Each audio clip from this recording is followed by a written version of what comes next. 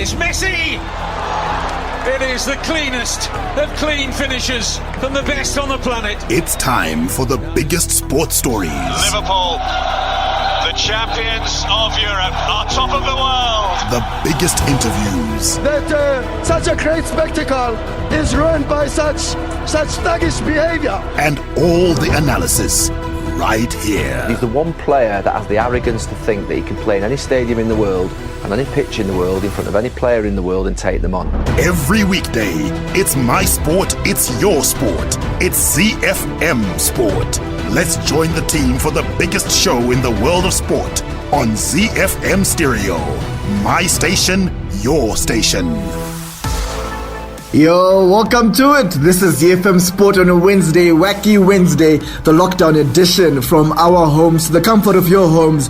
You'll hear from Barry Manandi, Mike Madoda, Mark Pause, Chris, and Alois Bunjira. My name is Sean Tafirenyika. I'm the producer of ZiFM Sport. So what can you expect on tonight's show? Well, we've got updates from the beautiful game around the world in 60, courtesy of DSTV, and we've also got our local sports news roundup, plus our power play as we continue with that Michael Jordan flavor this week. And tonight we bring the curtain down on our 3-part special feature on Michael Jordan. Our brilliant pandits Saumuza and Simba Pupajena will discuss the vital pieces in addition to MJ that made the Chicago Bulls great, that made the Chicago Bulls a dominant dynasty in the 1990s. So hit us up with your contribution. The handle is at ZiFM Sport on Facebook and Twitter. So before we go to part 3, let's go to Barry on the home front for the latest in local sports. The home front. Local sports news and analysis. Our local sports news roundup starts with sad news out of the world of rugby, where a dark cloud hung over local rugby at the weekend following the death of Zimbabwe national team star Sanele Smiley Sibanda. The 29-year-old was involved in a fatal car accident on Friday. His death was described by many of his friends and former teammates as a sad loss to the Zimbabwe rugby fraternity. Zimbabwe Rugby Union announced the passing on of the towering lock, whom they described as a gentle giant, on their social media pages. May his soul rest in peace. On to athletics news, where this year would have marked the 34th anniversary of the Zimbabwe International Trade Fair ZITF 4-minute mile, but the event was put on hold due to the COVID-19 pandemic. The 4-minute mile is by design or otherwise exclusively run by male athletes, but organizers were set to include female athletes this year. There has been no reason given in the past why female athletes were not allowed to participate in the event. On to local football news, where Warriors captain Knowledge Musona has reportedly been transfer listed by Anderlecht ahead of next season. The 29-year-old was sent to KAS Upen on loan in January after struggling for game time at the Purple and White. He is expected to return to his parent club at the end of this season, but according to Belgian outlet Football Belgique, the forward will not be in the plans of the technical team next campaign. Musona is still contracted at Lotto Park-based side until June 2020. Hi, my name is Luke Bahamute, Los Angeles Clippers small forward, and you're listening to ZiFM Sport.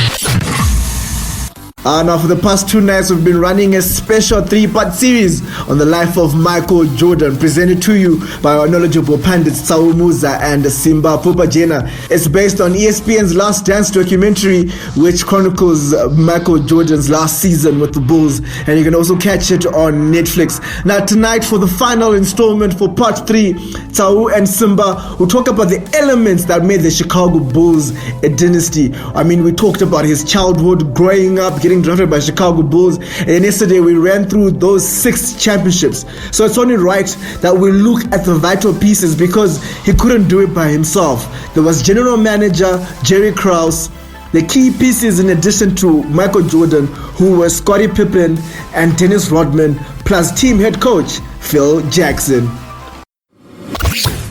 This evening we are looking at the machine that the Chicago Bulls were. Who put it together? Who ran it? How it performed? The key pieces within it, and how it sadly came to an end. Simba, where else can we start other than the man, the master at the time? God forbid I use the word master on his name, but he was I think it's fair. Yeah, initially it's fair. It was. And I must say, when news of The Last Dance started to break, I was pretty much clueless. I only saw it when I think there was some traction happening with the likes of LeBron almost laying it up, saying, wouldn't it be the best time if they pulled it from the initial June airing to bring it now, since there was the COVID interruptions and a lot of people were at home. So they said, look, it wouldn't hurt to ask. And then eventually it started to snowball, and before we knew it, they pulled the data forward. But before it even started, you were on several platforms that we shared, and you were like, this is going to bring about Jerry Krause issues again. I was thinking, Jerry Krause, I had completely forgotten his hand in this. So this is the best time for you to remind us just why you were, first of all, I suppose, glowing in your praise and then livid. Simba, I could never forget Jerry Krause in my life for two reasons. At the top of the reason, it's a very, perhaps personally unfair, and I suppose many basketball fans in the world who saw the Chicago Bulls come to prominence with Michael Jordan at the helm got to know of a general manager, which is very rare in these circles. It's very rare in basketball fandom that you get to know a team set up from ownership right through to general manager. Ownership at Chicago Bulls is Jerry Reinsdorf, very fantastic guy, nice man. Mm-hmm. He hired a pit bull, a short, tough, well, perhaps nasty is a cruel word to use, but he was a general manager in Jerry Krause.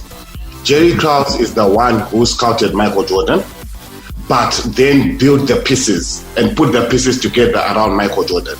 Yeah. Notably so, he put Scottie Pippen, who happens to be Jordan's, he played the Robin to the Batman that Michael Jordan was. So Scottie Pippen was the first major piece. The next major piece for the Bulls was they needed a center for the first three-peat.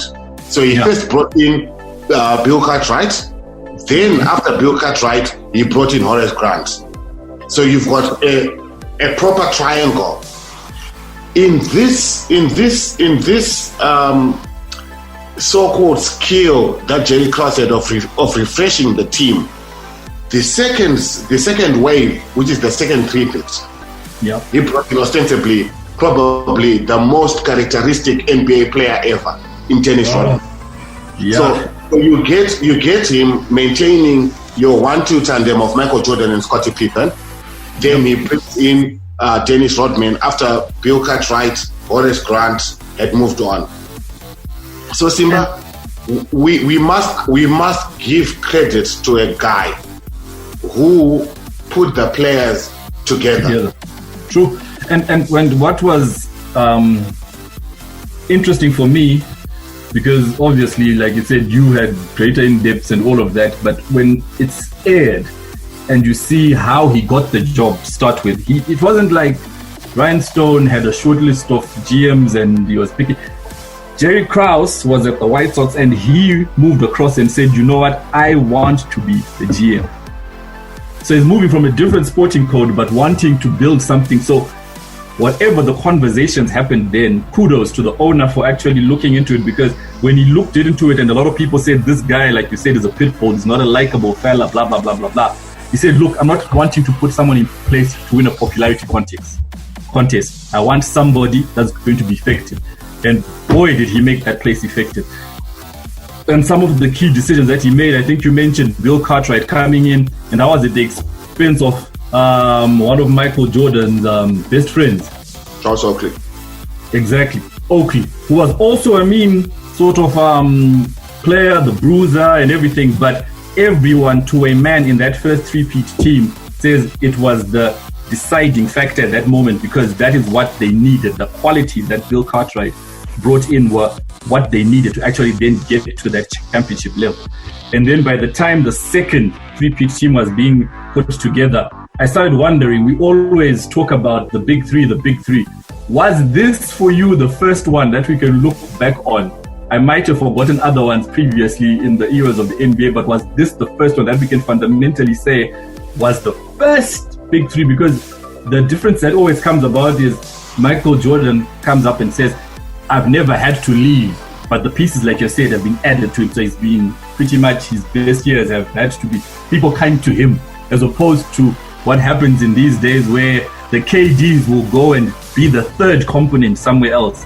LeBron James will go and be the second, and maybe then another person gets added to be a third component, and then you got this whole big three era.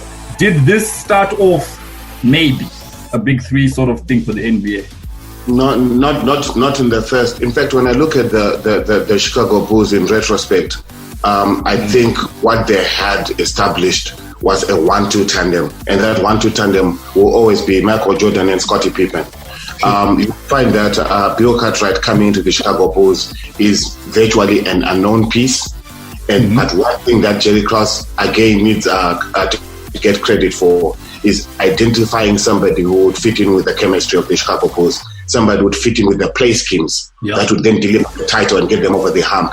The same applies to Horace Grant. Horace Grant was a young stud, promising, he was potential. And when he came to the Bulls, again, this was a piece that just gelled very well with the system that was in place. You flip secondly, and then you've got your second wave of another three that were set up. And this time you've got, like I said, Dennis Rodman. Dennis Rodman had gone bust. By the time that Dennis Rodman gets to the Chicago Bulls, in terms of he was supposed to be the poison chalice. You're not supposed to touch Dennis Rodman, because in football parlance, in football terms, Dennis Rodman is your proverbial poison within the dressing room. He's the character who's going to mess up your squad because of his eccentrics. It wasn't just Dennis Rodman. It was Dennis Rodman and the show. And the show. So really, I think you credit Jerry Krause with the Dennis Rodman addition to the Bulls, because this is what he said. In Phil Jackson and Michael Jordan, I believe we have characters, personalities who can control Dennis Rodman, and he was spot on to a point. I think, Simba, at this stage, you can go ahead. Yeah, I think it was interesting the way that came about, because he had moved on even in his personal life, Rodman, and from the sweet, naive, innocent boy that became a bad boy towards the latter stage and lost that sense of family, pretty much got damaged along the way. But with 2 rings and the ability that he had on the boards, both offensively and defensively, was still good enough for people to take a punt on. Then, like you said, the show that came around, the personality came after. I think he started dating the likes of Madonna and things like that. So the show, the Hollywood element of Rodman started to happen. But even then, you could never deny his ability, which is why from a basketball point of view, it made sense. But from a chemistry point of view, one of the toughest things to do was to integrate him from a theoretical point of view. So Jerry Krause coming to Phil Jackson at the time and saying, will you be able to contain this person? And the hierarchy starts to get into it, because now they realize we need this piece to win. So if we've got any past history with this guy that we didn't like, and boy did they have it, because he was part of the bad boys, the Pistons, that had beaten up Michael Jordan and co, and more personally, Scottie Pippen. So Pippen apparently initially was like, no ways, until the 2 major players actually talked him down. And once the major guys within that dressing room had him on board, it was easier for that transition to happen.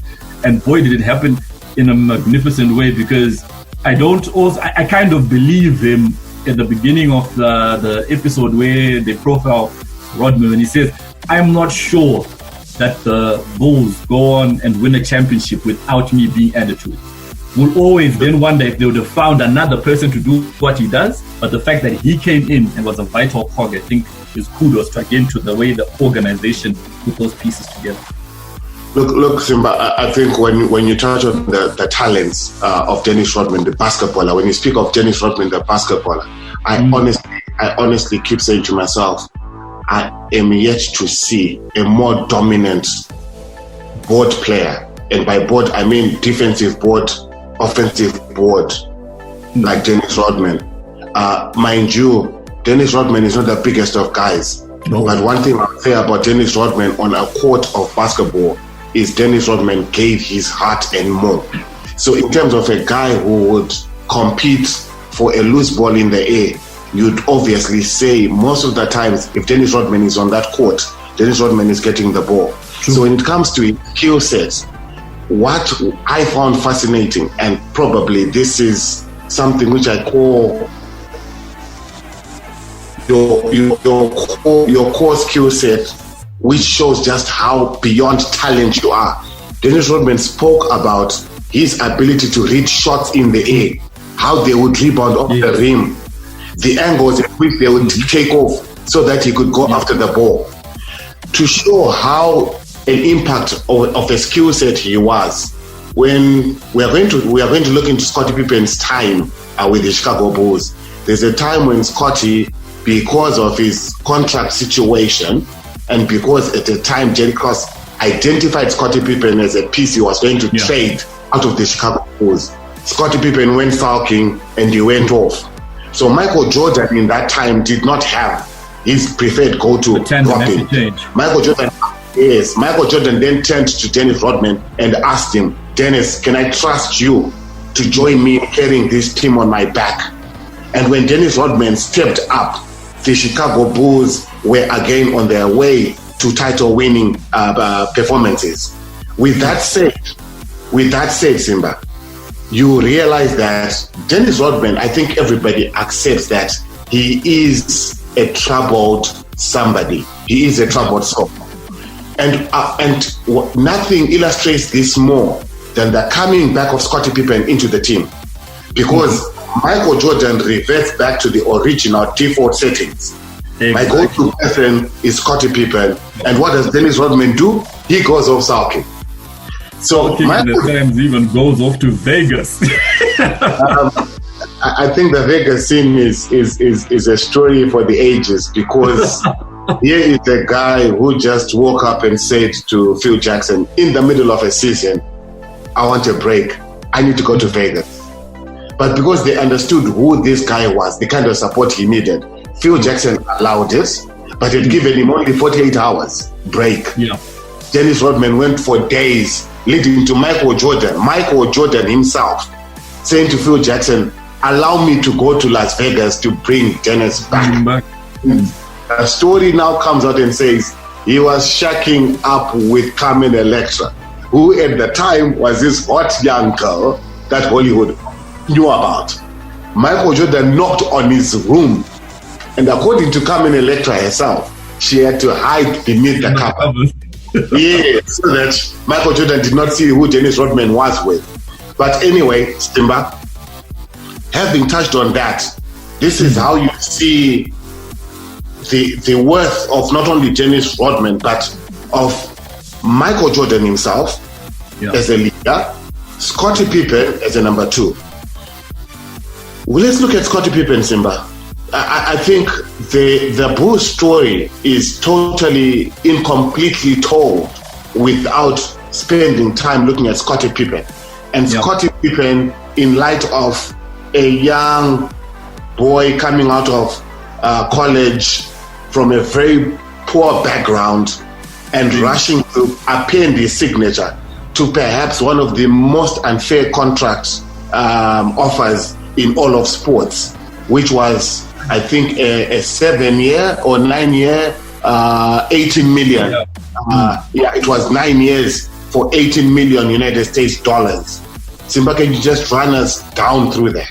I'm still hurt, because if Jerry Krause was the trigger for you in this series, I think the Pippen focus just brought up even worse emotions for me, because you look at what standing he had within the Bulls, but he was nowhere near being the highest paid. If we're saying he was the second part of that 1-2 combination, he at least, coming to reason, needed to be the second highest paid after Michael Jordan, but he wasn't. Correct. He wasn't even. He was sixth. He was sixth on the Bulls roster. Sixth highest paid on the roster. And 122nd in the NBA. That's what I'm saying. So you're not even in the top 100, but you are playing for the best franchise at that time that's dominant.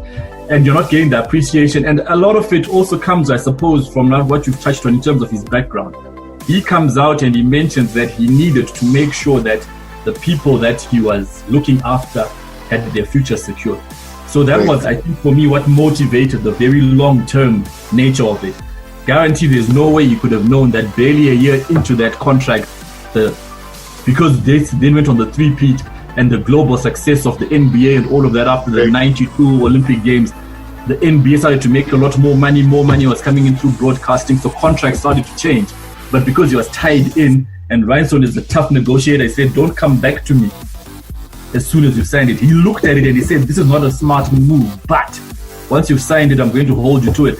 So it's sad in that regard, and I think it's one of those situations that you look at and you're hoping that at some stage in his lifetime, he gets not only the due recognition, but the money that he's owed to. Because I'm not sure what sort of endorsement deals can come as a result of this, but I'm hoping that it reprofiles him in a way that he closes the gap somewhat. Unfortunately, Simba, it was a missed opportunity. And to put it into context, Scottie Pippen, you correctly stated, at one time he was arguably the second best player in the world, because what he did for the best player, and even the best player acknowledges, this is Michael Jordan. I couldn't have done it without Scottie. So whenever you mention me, you need to mention Scottie as well, because when you want to understand just how unfair this contract was, there are rookies, Simba, in Major League Sports who today, in today's terms, get signing on arrangements and deals worth 40 million United States dollars. This is not your contract; it's a signing on fee. Yeah, Scottie Pippen. Thanks for coming. Start paying you your wage. Scottie Pippen signed 18 million over 9 years, and I think I would not want to even ask or even dig deep into his performances, because look, boy oh boy, like I said earlier, he was the Robin to the Batman in that show, and therefore you touched on the very most important aspect. But what Scottie Pippen gives us, Simba, is he gives us the start of Jerry Krause's brilliance, but also the downside of Jerry Krause. He is the kryptonite. He is the kryptonite to this whole thing, because Jerry Krause identified Scottie Pippen going into the 1998 season as a person who he would trade. But mind you, there's another person we had left out in all of this, Phil Jackson. Jerry Krause said to Phil Jackson, this is your last season. I couldn't care less if you go 82 wins and lose absolutely no game and win the title. You are not coming back to coach this team. And I think this is what broke the camel's back. Yeah, that was the final nail in the coffin. Because at his best, in terms of putting the pieces together, we also need to give kudos to Jerry Krause for actually identifying Phil Jackson. Because Phil Jackson, when he comes into the organization, comes in as an assistant, but has already been identified. Coming from Puerto Rico. Absolutely unknown in basketball terms. The last that he had done was maybe the championships with the Knicks as a player, but in terms of his coaching, like you're rightly saying, he didn't have anything in the big leagues or anything that would have pointed to that. But Jerry Krause is good enough to try and get him a job the first time, but his hippie ways don't quite gel with the coach that's there the first time. But he doesn't give up on him, lays the foundation for him to come back a second time, and keeps chipping away at the possibility and creating a pathway to eventually ascend to that level. Because I think what he had wanted to do was also look at a style of play.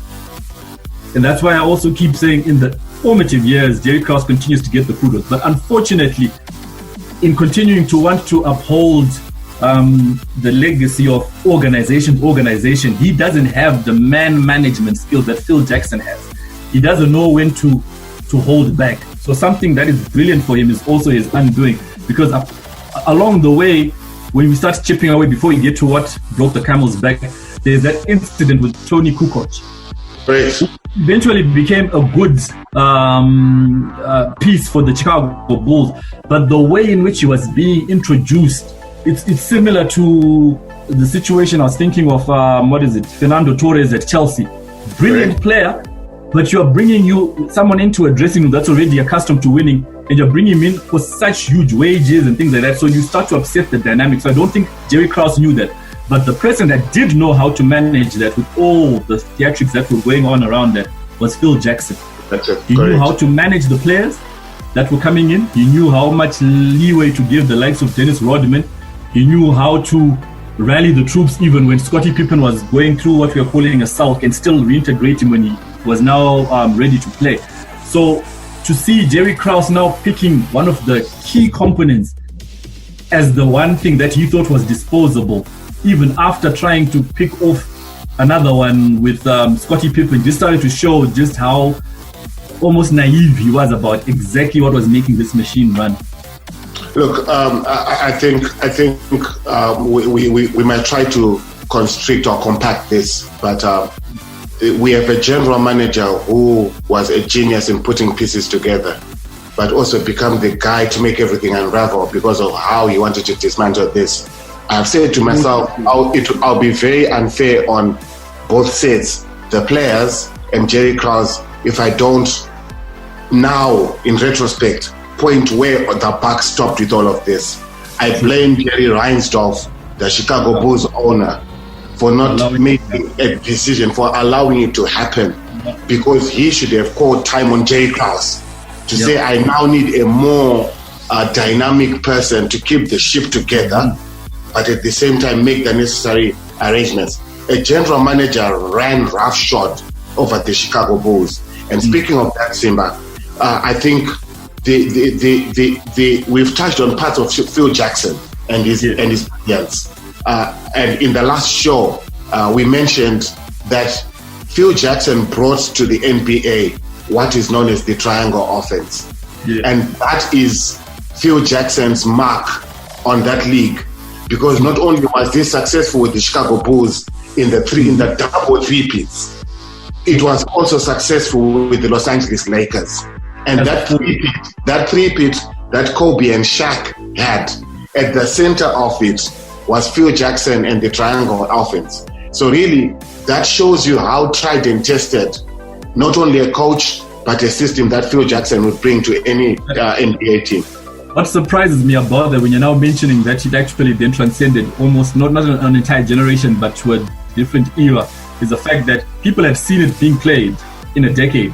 And then by the time he goes to the LA Lakers, you'd assume that they would have found ways of figuring it out, but it still was effective enough to guarantee a three-peat. Would you say this triangle formation or strategy is akin to the tiki-taka with Pep Guardiola in Barcelona? Look, Simba, what I would say in that comparison is, in footballing terms, Pep Guardiola and Barcelona. Okay, Pep Guardiola and Barcelona apparently produced probably the sweetest football brand we have ever seen. And this leads to being Manchester United people at the 4-1 thrashing of Manchester United at Wembley in a Champions League final. For Phil Jackson and basketball, like I said in the last episode looking at this, the triangle offense at any offensive attempt would have 33 options, Simba, on one possession. 33 options to get to the basket and make it count. And for me, that is mind-boggling. So that is the brilliance of Phil Jackson. Simba, we must wrap up this. And in wrapping up this, go ahead. With all of this having been said, I know where you're wanting to lead with this in terms of wrapping it up, because everyone's going to be asking. I think we are now 6 episodes into the 10-episode series.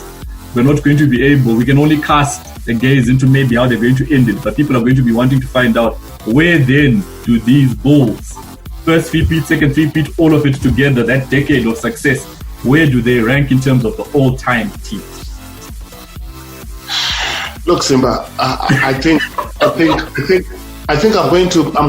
frame it simply. Before the merger, in the late 70s, before the merger, there are 2 famed basketball franchises. The Boston Celtics, which they went 11 titles in. This is your Bill Russell, the real legends of basketball. Yeah. You've got the Los Angeles Lakers, Yeah. and I believe the Chicago Bulls. They will go down in history as a team led by arguably the best basketball player of all time. Yep. More so the guy who took the game to the next level. But more than that, Simba, I think they will also go down as a very what word can I? They were efficient. They went to the finals 6 times in their conference. They won 6 times. Yeah. They went to the NBA finals 6 times with Michael Jordan. They won 6 times. And that ability to execute each time, for me. So where do you put them? Biased. I saw these guys play. Yeah. Biased. I'll probably taking away the bias. Actually, yeah. I'll put them after the Celtics. Okay. After the Celtics, as probably the second best franchise. Second best. Thank you for putting them, because I think when the question is phrased is where do they rank as a team. So for me, it separates what the team has done as opposed to what the franchise has been able to do. With Michael joining the Bulls, he said he wanted the franchise to be spoken of in the same frame as the two that you've mentioned. And I think they managed to do that, because when you look down that list, they are now third in terms of all-time franchise winnings. But in terms of team, in terms of what a particular group of individuals managed to do, for me, I would even say I didn't watch the Bill Russells. So yes, even if they went 11 straight or whatever, when you then mention that element of efficiency, I would need to go back. So I'm tempted to say, in terms of a team over the stretch of a decade, for me, I'm very much tempted to say greatest, possibly being nudged on their coattails by the Celtics. And I can see your eyes smiling. You're probably thinking, yeah. No, I'm agreeing with you. I'm agreeing with you. Let's say franchise. That's when obviously they drop a step back. But yeah, I think that's a brilliant place for us to cap it. It's been an excellent time with you, Tao. Thanks for taking the time to do it. Like you said, we may not get the t-shirts that say we finished our 3-peat, but hopefully we get the rings. Thank you very much, Simba. And not only did you start by saying we are back, we will be back. Thanks a lot, Simba. Excellent. Tao and Simba certainly deserve those 3 rings for that brilliant 3-part series on Michael Jordan, the myth, the legend, the one and only MJ, number 23, A. Jordan.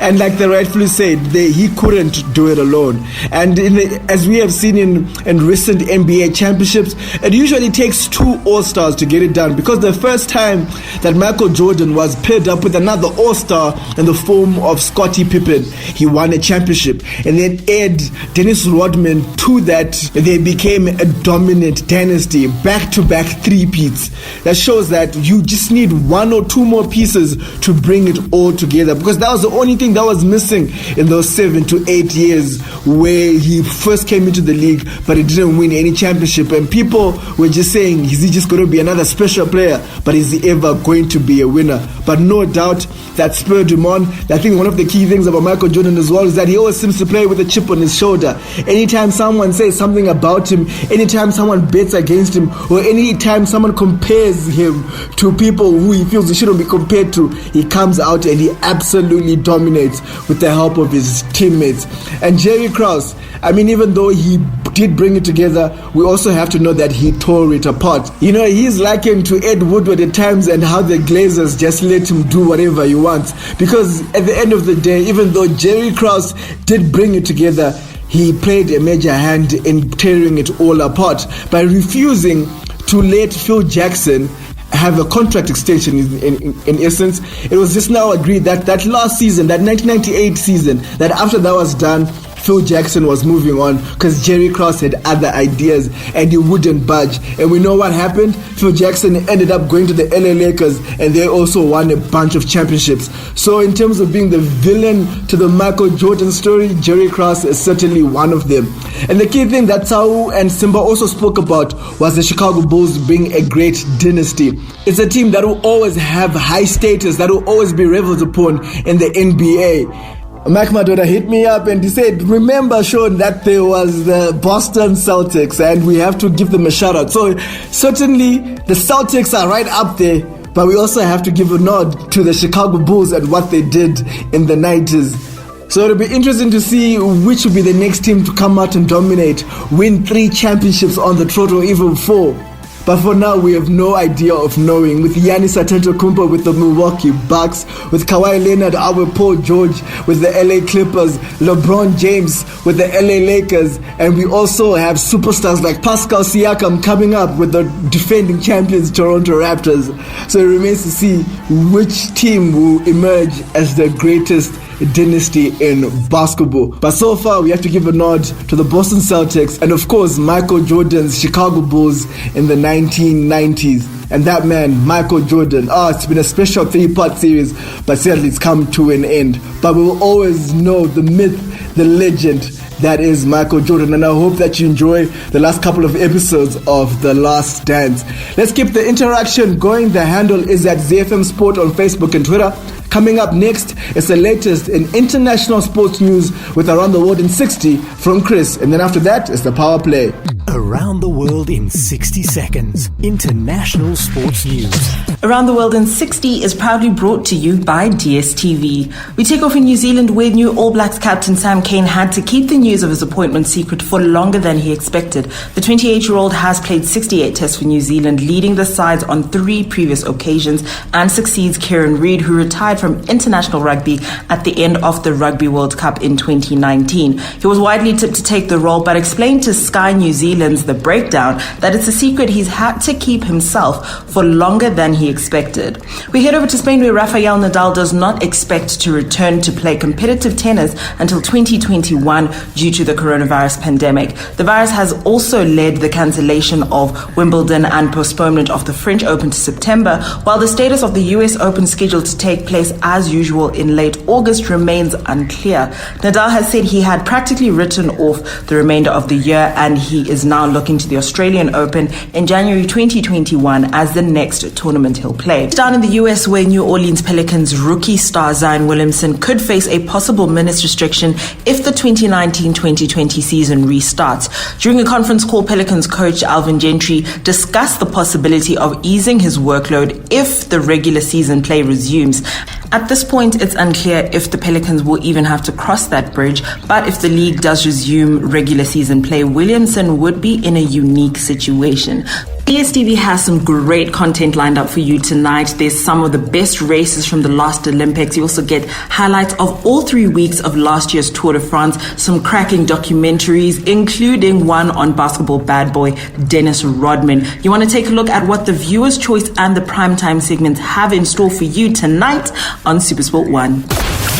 Hi, this is Mike Madoda, and you can catch me and the team for all the latest breaking news out of the world of sport, local as well as international, on your favorite station, my station, your station, ZiFM. We are Z-Team on ZiFM Sport. Z. You're tuned into ZiFM Stereo, my station, your station. This is the lockdown edition of ZiFM Sport.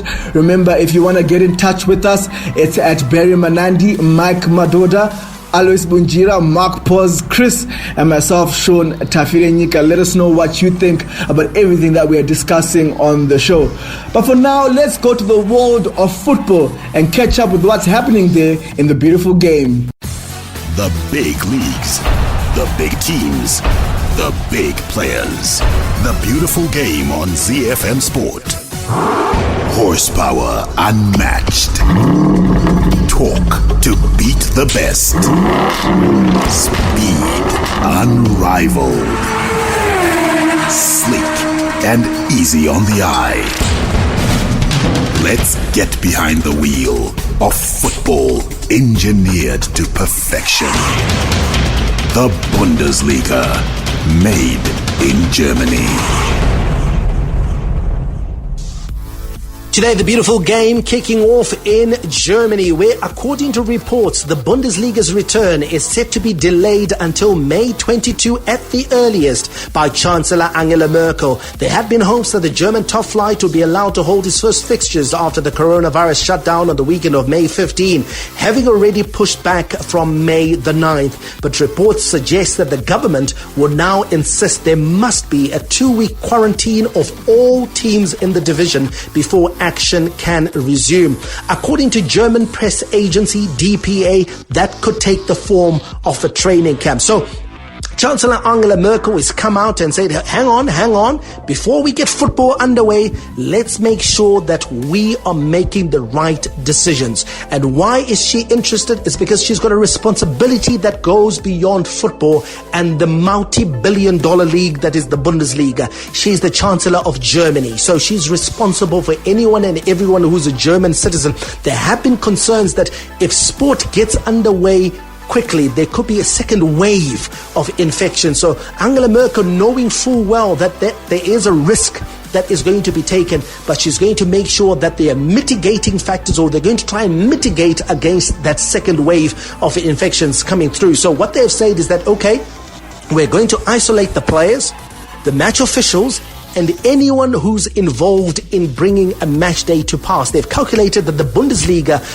matches that will be played behind closed doors will have the participation of as many as 300 people. So those people are going to be identified in the next few days, and those people are going to be isolated for the next 2 weeks. What does it mean for the teams? It doesn't mean you go sit home and twiddle your fingers and get on PlayStations, and stuff yourselves with food. No, it means that the teams will be able to hold training sessions as they normally do, but this time at isolated training camps and training facilities, getting themselves ready for the big kickoff with the German government will allow in 2 weeks' time. For me, it sounds like a reasonable compromise between the governing authorities, whose responsibilities are the people, because football clubs don't exist in isolation. Football clubs exist in communities, they exist in towns, they exist in cities, and there will be a genuine fear amongst German society that if they allow football, if they allow sport to get back underway too soon, that could trigger a second wave of infections, which people don't want at this moment. So they've got to make sure that they've got to get their ducks in a row. They've got to dot the I's and cross the T's and make sure that everyone feels safe. They don't want football to be at the heart of a second wave of coronavirus infections in Germany. So Angela Merkel doing her job, but the Bundesliga being given the opportunity to carry on preparing for the big kickoff or the big resumption. That will decide who walks away with honors. Will it be Bayern Munich? Will it be Borussia Dortmund with an outside chance, especially after they signed Haaland, who's come in and of course have been scoring goals for fun? Or will it be Red Bull Leipzig? Timo Werner, his goals, his fantastic play has led them to a genuine chance of bagging honours in Germany. Could be his goodbye present before he leaves, possibly for the English Premier League. Talk of Liverpool and linking up with his compatriot Jurgen Klopp. The league that makes football oh so beautiful, where artistry and strokes of genius are the order of any day, where the game is played with a smile and the little master creates his magic. It's Lionel Messi! All the news from the Spanish La Liga on ZiFM Sport. The goal the world wants it!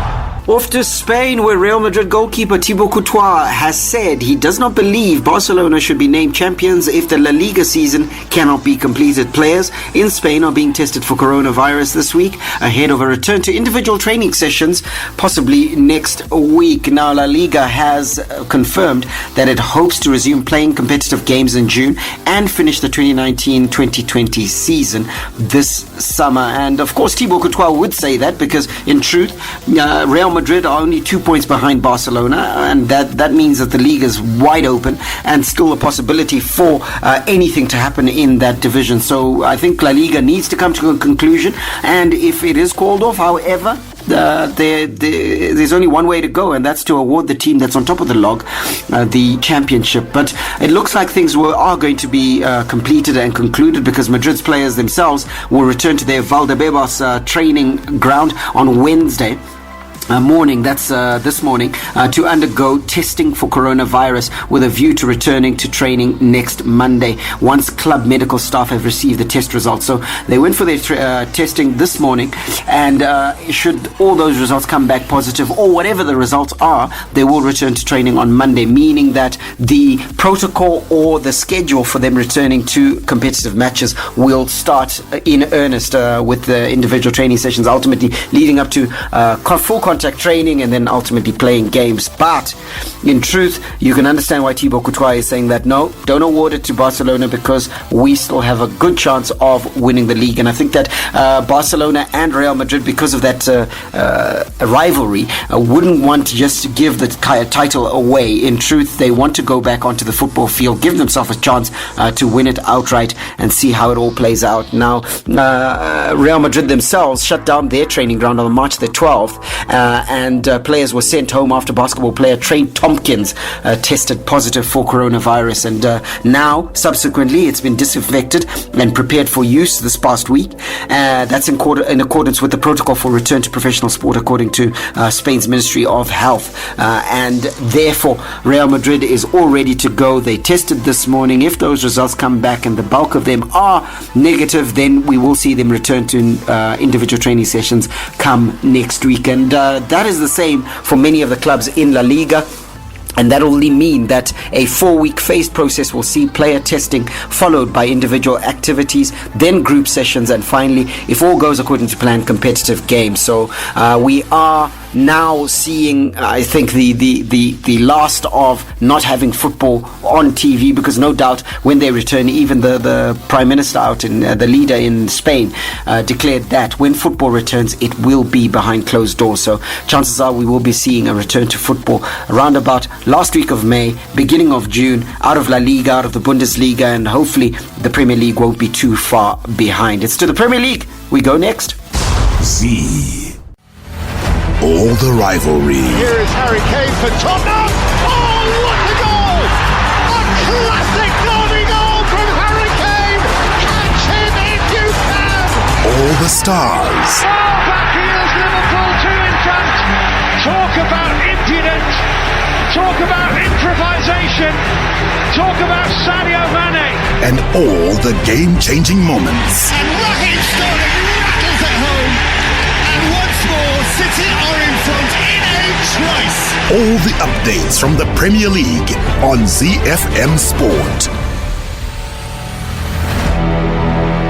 To the Premier League we go, and cancelling relegation from the Premier League this season would outrage championship clubs, according to Rick Parry, the EFL chairman.